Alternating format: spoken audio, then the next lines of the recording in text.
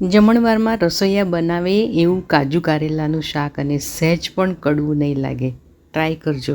250 ગ્રામ કારેલાને ધોઈ કોરા કરી લીટડા કાપી છાલ ઉતારી એના જરૂર મુજબ ટુકડા કરી લઈએ છીએ. ગોળ પણ કાપી શકો છો. 1 ચમચી મીઠું ઉમેરી 20 મિનિટ છોડી દઈએ છીએ. 20 મિનિટ પછી નિતારી વધારાનું પાણી અને બિયા કાઢી લઈએ છીએ.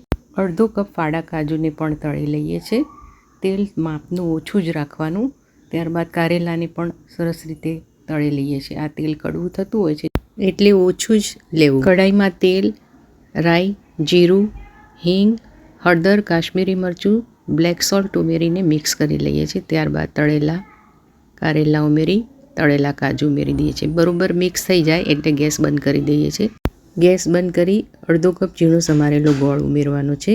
ચાલુ ગેસે ઉમેરશો તો ચવડ થઈ જશે.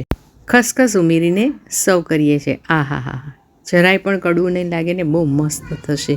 મને તો આમાંય કારેલા બહુ ભાવે છે એટલે બહુ જ મસ્ત લાગે છે ને કંઈક જુદું ફટાફટ થઈ જાય અને જમણવારમાં રસોઈયા બનાવે એવું.